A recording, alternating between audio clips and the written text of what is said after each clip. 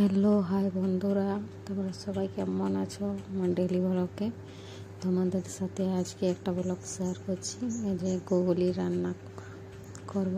তোমরা কি নামে বলো অবশ্যই বলবে। অনেকেই শামুক বলে, আমরা তো গুগলি বলি। তারপরে এটা খেলে চোখ অনেক ভালো থাকে।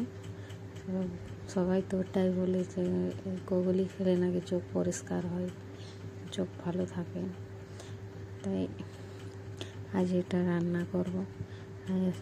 রান্নাটাও দেখাবো যে কীভাবে রান্না করবো, আর তোমরাও বলবে যে কিভাবে তোমরা রান্না করো। আমি যেভাবে রান্না করি সেটা আজ আমি দেখাবো, আর তোমরা কিভাবে রান্না করো সেটা অবশ্যই তোমরা বলবে। দেখো, এগুলাকে আগে ফাটিয়ে নেবো। গুগলিগুলো সব কটাকে, অনেকগুলাই আছে, এগুলাকে সবগুলাকে কীভাবে একটা নোড়া দিয়ে ছেঁচে নেব। সবকে ছেঁচে ভেঙে নেব।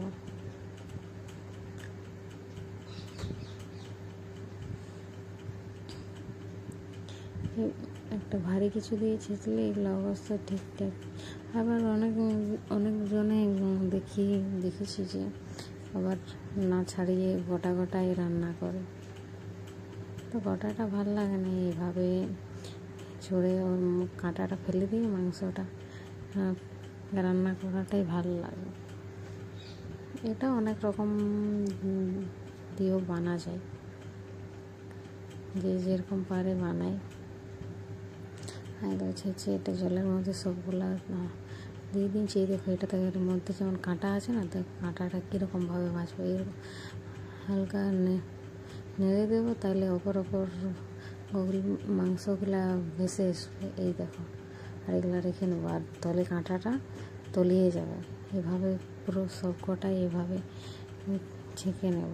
এভাবে 2-3 বার করে নেব, তাহলে কী হবে যে ওই চোখটা আছে না গুগলির, ওটা বাঁচতে পরে ঠিক অতটা অসুবিধা হবে না। আর এটাতে কাঁটা তোমার আর একসাথেই বাঁচতে অনেক টাইম লেগে যাবে, আর ওটাতে একটু টাইমটা কমই লাগবে।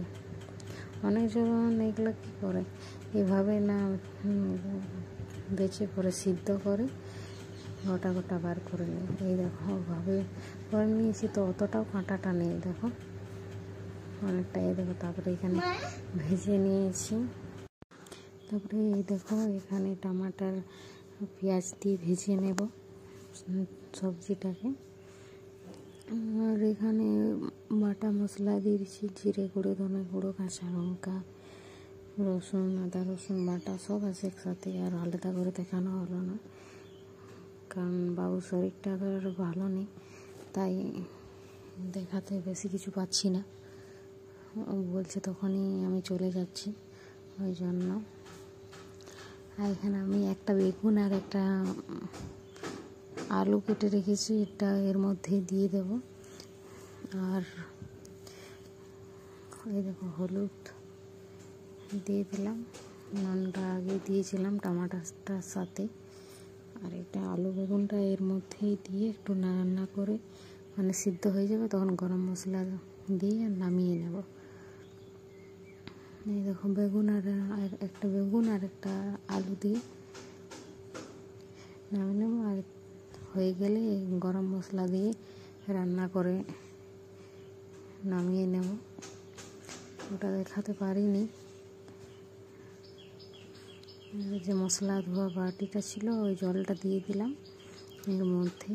তারপর এই দেখো, গুগলিটা দিয়ে এটার মধ্যে ঢাকা দিয়ে নামিয়ে নেব। কেমন লেগেছে